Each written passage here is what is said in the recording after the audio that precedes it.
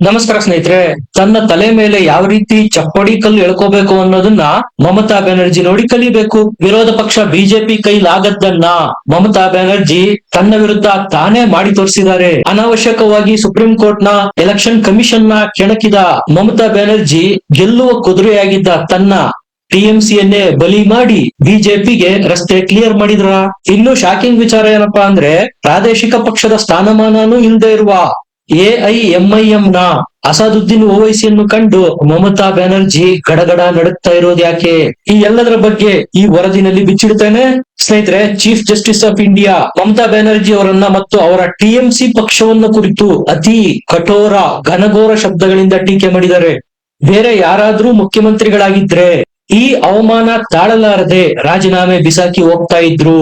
ಮೂರು ಬಿಟ್ಟವರು ಊರಿಗೆ ದೊಡ್ಡವರು ಅನ್ನುವಂತೆ ಇನ್ನೂ ಮಮತಾ ಬ್ಯಾನರ್ಜಿ ಕುರ್ಚಿಗೆ ಅಂಟಿಕೊಂಡು ಕೂತಿದ್ದಾರೆ ಅಂತ ಬಿಜೆಪಿ ಆರೋಪ ಮಾಡುತ್ತೆ. ನೋಡಿ, ನ್ಯಾಯಾಲಯ ಪಶ್ಚಿಮ ಬಂಗಾಳದ ಎಲೆಕ್ಷನ್ ಸಿಸ್ಟಮ್ ನ ಮೇಲ್ವಿಚಾರಣೆ ಮಾಡೋದಿಕ್ಕೆ ಅಂತ ಕಳಿಸಿದಂತಹ ನ್ಯಾಯಾಧೀಶರನ್ನೇ ಮಮತಾ ಬ್ಯಾನರ್ಜಿಯ ಗೂಂಡಾಗಳು ಬಂಧಿಸ್ತಾರೆ. ಇದಕ್ಕಿಂತ ಒಳ್ಳೆ ಉದಾಹರಣೆ ಬೇಕಾ ರಾಷ್ಟ್ರಪತಿ ಆಳ್ವಿಕೆ ಹಾಕೋದಿಕ್ಕೆ? ಎಲೆಕ್ಷನ್ ಕಮಿಷನ್ ನ ಅಧಿಕಾರಿಗಳು ಜ್ಞಾನೇಶ್ ಕುಮಾರ್ ಪರಿಸ್ಥಿತಿ ಒತ್ತಟ್ಟಿಗಿರ್ಲಿ, ಸಾಂವಿಧಾನಿಕ ಸಂಸ್ಥೆ ನ್ಯಾಯಾಂಗ ವ್ಯವಸ್ಥೆ ಕಳಿಸಿರ್ತಕ್ಕಂತಹ ಅಧಿಕಾರಿಗಳನ್ನೇ ಮಮತಾ ಬ್ಯಾನರ್ಜಿ ಅವರ ಗೂಂಡಾಗಳು ಬಂಧಿಸ್ತಾರೆ. ಅಂದ್ರೆ ಸುಪ್ರೀಂ ಕೋರ್ಟ್ಗೂ ಎದುರಾದ ದೀದಿ, ಕೋಲ್ಕತಾ ಹೈಕೋರ್ಟ್ಗೂ ಎದುರಾದ ಇಡಿ ರೈಡ್ ಮಾಡಿದಾಗ್ಲೂ ಎದುರಾದ ಮಮತಾ ಬ್ಯಾನರ್ಜಿ ಎಲ್ಲರನ್ನೂ ವಿರೋಧ ಮಾಡ್ತಾನೆ ಬಂದ್ರು. ಶಿಶುಪಾಲನ 100 ತಪ್ಪುಗಳನ್ನ ಮನ್ನಿಸಿದ ಶ್ರೀಕೃಷ್ಣ 101ನೇ ತಪ್ಪು ಮಾಡೋವರೆಗೂ ವೆಯ್ಟ್ ಮಾಡ್ದ. ಅದೇ ರೀತಿ ಬಂಗಾಳದ ಜನ ಸಹ 15 ವರ್ಷಗಳ ದುರಾಡಳಿತ ಮಮತಾ ಬ್ಯಾನರ್ಜಿಯ ಬರ್ಡನ್ ನ ವೆಸ್ಟ್ ಬೆಂಗಾಲ್ ನ ಜನ ಸಹಿಸಿಕೊಂಡಿದ್ದಾರೆ. ಈಗ ಉತ್ತರ ಕೊಡೋ ಸಮಯ ಬಂದಿದೆ, ಕೊಡ್ತಾರೆ ಅನ್ನುತ್ತೆ ಬಿಜೆಪಿ. ಪ್ರತಿಯೊಂದಕ್ಕೂ ಲಿಮಿಟ್ ಇರುತ್ತೆ. ಆ ಲಿಮಿಟ್ ನ ಮಮತಾ ಬ್ಯಾನರ್ಜಿ ಮತ್ತು ಟಿಎಂಸಿ ಕ್ರಾಸ್ ಮಾಡಿದೀಯಾ? ಮತದಾರನು ಸಹ ತೀರ್ಮಾನ ಮಾಡಿದಂತಿದೆ. ಸತ್ರೆ ಒಂದೇ ಬಾರಿ ಸತ್ತು ಬಿಡೋಣ. ದೀದಿಯ ಸರ್ಕಾರದಡಿ ದಿನಂಪ್ರತಿ ಸಾಯೋದು ಬೇಡ. ಭಯದ ವಾತಾವರಣ ಈಗ ಕರಗ್ತಾ ಇದೆ. ಅಮಿತ್ ಶಾ ಬೇರೆ ನಾನು 15 ದಿವಸ ವೆಸ್ಟ್ ಬೆಂಗಾಲ್ ನಲ್ಲೇ ಜಾಂಡಾ ಊರ್ತಾ ಇದ್ದೇನೆ, ಭಯ ಬಿಡಿ, ಹೊರಗೆ ಬನ್ನಿ ವೆಸ್ಟ್ ಬೆಂಗಾಲ್ ಜನ, ದೀದಿ ವಿರುದ್ಧ ವೋಟ್ ಮಾಡಿ, 4ನೇ ತಾರೀಕು ಮೇ ದೀದಿ ಗಯಾ ಅನ್ನುವ ಘೋಷಣೆಗಳು ಮೂಡ್ತಾ ಇದಾವೆ ಪಶ್ಚಿಮ ಬಂಗಾಳದಾದ್ಯಂತ. ಇನ್ನೊಂದ್ ಕಡೆ ದೀದಿ ಅಮಿತ್ ಶಾ ರನ್ನ ಕಿಚಾಯಿಸೋದಿಕ್ಕೆ 15 ದಿವಸ ಅಲ್ಲ, 1 ತಿಂಗಳು ಬೇಕಾದ್ರೂ ನೀವು ಪಶ್ಚಿಮ ಬಂಗಾಳದಲ್ಲಿ ಇರಿ, ನಾನ್ ವೆಜ್ ಊಟಕ್ಕೆ ನಮ್ಮ ರಾಜ್ಯ ಪ್ರಸಿದ್ಧಿ, ನಾನ್ ವೆಜ್ ಊಟ ಮಾಡಿ ಅಂತ ಆಫರ್ ಕೊಡ್ತಾರೆ. ನಾನ್ ವೆಜ್ ಊಟದ ಲೀಸ್ಟ್ ನ ಕೊಡ್ತಾರೆ ಮಮತಾ ಬ್ಯಾನರ್ಜಿ ಸಸ್ಯಾಹಾರಿ ಅಮಿತ್ ಶಾಗೆ. ಫುಡ್ ಅನ್ನೋದು ಅವರವರ ವೈಯಕ್ತಿಕ.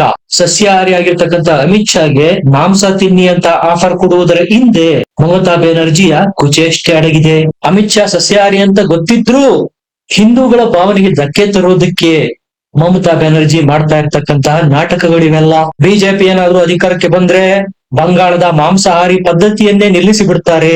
ಬಂಗಾಳಿ ಅಸ್ಮಿತೆಗೆ ಧಕ್ಕೆ ಬರುತ್ತೆ, ಬಂಗಾಳಿ ಭಾಷೆಗೆ ಧಕ್ಕೆ ಬರುತ್ತೆ, ಹಾಗಾಗ್ಬಿಡುತ್ತೆ ಹೀಗಾಗ್ಬಿಡುತ್ತೆ ಅಂತ ದೀದಿ ಬಂಗಾಳಿಗಳನ್ನ ಎದುರಿಸ್ತಾ ಇದ್ದಾರೆ. ಇದು ಮಮತಾ ಬ್ಯಾನರ್ಜಿ ಅವರ ದ್ವಂದ್ವ ನೀತಿ ಅಲ್ವಾ?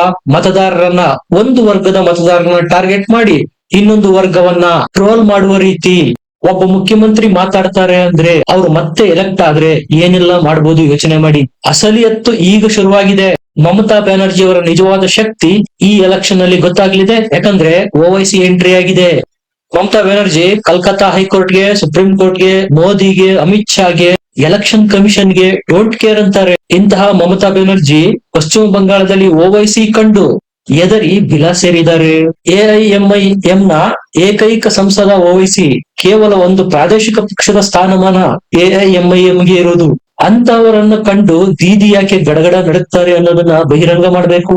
ಮಮತಾ ಇಷ್ಟೆಲ್ಲ ಗಾಬರಿ ಆಗೋದಕ್ಕೆ ಕಾರಣ, ಈ ಬಾರಿ ಓವೈಸಿ ಪಶ್ಚಿಮ ಬಂಗಾಳದಲ್ಲಿ ಹುಮಾಯೂನ್ ಕಬೀರ್ ಮಾಡಿರ್ತಕ್ಕಂತಹ ಜನತಾ ಉನ್ನಯನ್ ಪಾರ್ಟಿ ಜೊತೆಗೆ ಮೈತ್ರಿ ಮಾಡಿಕೊಂಡು ಪಶ್ಚಿಮ ಬಂಗಾಳದಲ್ಲಿ ಸ್ಪರ್ಧೆ ಮಾಡ್ತಾ ಇದ್ದಾರೆ ಮಮತಾ ಬ್ಯಾನರ್ಜಿ ವಿರುದ್ಧ. ಇನ್ನೂ ವಿಶೇಷ ಏನ್ ಗೊತ್ತಾ? ಎಲ್ಲಾ 294 ಕ್ಷೇತ್ರಗಳಲ್ಲೂ ಅಭ್ಯರ್ಥಿಗಳನ್ನ ಹಾಕೋದಾಗಿ ಕಾಂಗ್ರೆಸ್ ಸಹ ಘೋಷಣೆ ಮಾಡಿದೆ. ದೀದಿಗೆ back to back ಹೊಡೆತಗಳು.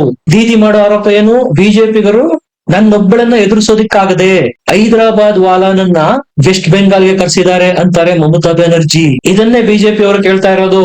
Supreme ಕೋರ್ಟ್ಗೂ ಎದುರದ Mamata Banerjee, ಮೋದಿಗೂ ಎದುರದ Mamata Banerjee, ಏಕೈಕ ಓವೈಸಿ ಕಂಡ್ರೆ ಎದುರೋದು ಯಾಕೆ? ಒಂದು ವರ್ಗಕ್ಕೆ ಸರ್ವ ಸವಲತ್ತುಗಳನ್ನು ಮಾಡ್ಕೊಳ್ಳೋದಕ್ಕೆ ದೀದಿ ತಯಾರಿದ್ದಾರೆ. ಅದು ಕೇವಲ ಭಾರತದ ಮುಸಲ್ಮಾನರಿಗಾದ್ರೆ ಓಕೆ, ಪಕ್ಕದ ದೇಶದ ಬಾಂಗ್ಲಾದೇಶದ ಅಕ್ರಮ ವಲಸಿಗರ ಮೇಲೆ ಪ್ರೀತಿ ಯಾಕೆ? ಹೇಗಿದ್ರು ಇಷ್ಟೆಲ್ಲ ಅನುಕೂಲ ಮಾಡಿಕೊಟ್ಟ ಮೇಲೆ ಒಬ್ಬ ಓವೈಸಿಗೆ ಎದುರೋದು ಯಾಕೆ ಮಮತಾ ಬ್ಯಾನರ್ಜಿ? ಇದಕ್ಕೆ ಕಾರಣ ಸಿಂಪಲ್. ಮುಸ್ಲಿಂ ವೋಟ್ಗಳನ್ನು ಕಸಿಯುವ ಯಾವುದೇ ನಾಯಕ ಇದುವರೆಗೂ ಪಶ್ಚಿಮ ಬಂಗಾಳದಲ್ಲಿ ಪ್ರವರ್ಧಮಾನಕ್ಕೆ ಬಂದಿರಲಿಲ್ಲ. ಆದ್ರೆ ಹೈದರಾಬಾದ್ ಇಂದ ಓವೈಸಿ ಹೋದ ನಂತರ ಸಂಪೂರ್ಣ ಸಮೀಕರಣನೇ ಬದಲಾಗೋಗಿದೆ. ವೆಸ್ಟ್ ಬೆಂಗಾಲ್ನಲ್ಲಿ ಮುಸಲ್ಮಾನರ 90%ಕ್ಕೂ ಹೆಚ್ಚು ವೋಟ್ಗಳನ್ನ ಪಡೆಯುವ ಮೂಲಕ ಏಕಮೇವಾಧಿಪತಿಯಾಗಿ ಮೆರೀತಾ ಇದ್ರು ಮಮತಾ ಬ್ಯಾನರ್ಜಿ. ಈಗ ಅದರಲ್ಲಿ ಓವೈಸಿಗೂ ಶೇರ್ ಕೊಡಬೇಕಾಗಿದೆ. ಅದರಲ್ಲೂ ಹುಮಾಯೂನ್ ಕಬೀರ್ ಪಕ್ಷ ಸ್ಥಾಪನೆ ಮಾಡಿದ ನಂತರ ಅಂತೂ ಮುರ್ಷಿದಾಬಾದ್ ನಲ್ಲಿ ಬಾಬ್ರಿ ಮಸೀದಿ ನಿರ್ಮಾಣ ಮಾಡಲಾಗುವುದು ಅಂತ ಘೋಷಣೆ ಮಾಡಿದ ನಂತರವಂತೂ ಮಮತಾ ಬ್ಯಾನರ್ಜಿ ಅವರ ಅಲ್ಪಸಂಖ್ಯಾತರ ವೋಟ್ ಬ್ಯಾಂಕು ಸಂಪೂರ್ಣ ಕುಸಿದು ಹೋಗಿದೆ. ಸ್ನೇಹಿತರೆ, ಇಷ್ಟು ದಿವಸ ಮುಸಲ್ಮಾನರು ವೋಟ್ ಹಾಕ್ತಾ ಇದ್ದಿದ್ದೆ ಬಿಜೆಪಿ ಸೋಲ್ಲಿ ದೀದಿ ಗೆಲ್ಲಲಿ ಅಂತ. ಆದ್ರೆ ಈಗ ಕಂಪ್ಲೀಟ್ ಆಗಿ ಅಲ್ಪಸಂಖ್ಯಾತರ ಪ್ರಾತಿನಿಧ್ಯಗಳು ಚೇಂಜ್ ಆಗೋಗ್ಬಿಟ್ಟಿದಾವೆ. ನಾವು ಪದೇ ಪದೇ ದೀದಿಯನ್ನೇ ಗೆಲ್ಲಿಸ್ತಾ ಹೋದ್ರೆ ನಾವ್ ಯಾವಾಗ ಗೆಲ್ಲೋದು? ನಮಗೆ ಯಾವಾಗ ರಾಜಕೀಯ ಪ್ರಾತಿನಿಧ್ಯ ಸಿಗೋದು? ಕೇಂದ್ರದಲ್ಲಿ ರಾಹುಲ್ ಗಾಂಧಿ ಅವರನ್ನ, ಉತ್ತರ ಪ್ರದೇಶದಲ್ಲಿ ಅಖಿಲೇಶ್ ಯಾದವ್ ಅವರನ್ನ, ಬಿಹಾರದಲ್ಲಿ ಲಾಲೂ ಪ್ರಸಾದ್ ಯಾದವ್ ರಂತವರನ್ನ ಗೆಲ್ಲಿಸ್ತಾ ಹೋದ್ರೆ ನಮ್ಮನ್ನ ಯಾರು ಗೆಲ್ಸೋದು? ಈ ಪ್ರಶ್ನೆ ಈಗ ಅಲ್ಪಸಂಖ್ಯಾತರೇ ಕೇಳ್ಕೊಳ್ತಾ ಇದ್ದಾರೆ. ಅದರ ಒಂದು ಸಣ್ಣ ಕಿಡಿಯಾಗಿ ಹುಟ್ಟಿಕೊಂಡಿದ್ದು ಹುಮಾಯೂನ್ ಕಬೀರ್ ಪಕ್ಷ.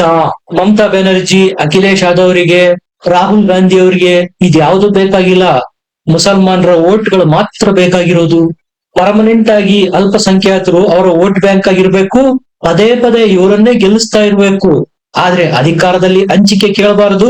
MLA MP ಸೀಟು, ರಾಜ್ಯಸಭಾ ಸದಸ್ಯತ್ವ ಬೇಕು ಅಂತ ಡಿಮ್ಯಾಂಡ್ ಇಡಬಾರದು. ಅಲ್ಲೆಲ್ಲೂ ಅಲ್ಪಸಂಖ್ಯಾತರಿಗೆ ಪಾಲನ್ನು ಇವ್ರು ಯಾರು ಕೊಡೋದಿಲ್ಲ. ಈ ಸರಳ ಸತ್ಯ ಅವರಿಗೂ ಅರ್ಥ ಆಗೋಗಿದೆ. ಇದರ ವಿರುದ್ಧ ಈಗ ಅಲ್ಪಸಂಖ್ಯಾತರು ತಿರುಗಿ ಬಿದ್ದಿರೋದು ಮಮತಾ ಬ್ಯಾನರ್ಜಿಗೆ ಶಾಕ್ ಕೊಡ್ತಾ ಇರೋದು. ಓವೈಸಿ ಕಂಡ್ರೆ ಬೀದಿಗೆ ಭಯ ಶುರುವಾಗಿರೋದೇ ಅಲ್ಪಸಂಖ್ಯಾತರಲ್ಲಿ ಈಗ ಜಾಗೃತಿ ಉಂಟಾಗಿರೋದು. ಈಗ ಒಂದೊಂದು ಓಟಿಗೂ ಮಮತಾ ಪರದಾಡುವಂತಹ ಪರಿಸ್ಥಿತಿ ಬಂದಿದೆ. ನೀವು ನಂಬ್ತಿರೋ ಬಿಡ್ತಿರೋ, ಕಳೆದ ಬಾರಿ ಮಮತಾ ಬ್ಯಾನರ್ಜಿ ಅವರ TMC ಗೆದ್ದಂತಹ 47 ಸೀಟ್ಗಳಲ್ಲಿ ಬಿಜೆಪಿಗೂ ಮತ್ತು TMCಗೂ ಇದ್ದಂತಹ ಅಂತರ 10,000 ವೋಟ್ಗಳಿಗಿಂತ ಕಡಿಮೆ. ಈಗ ಡಿಲೀಟ್ ಆಗಿರ್ತಕ್ಕಂತಹ ವೋಟ್ಗಳ ಸಂಖ್ಯೆ ಎಷ್ಟು ಗೊತ್ತಾ? 80 ಲಕ್ಷ.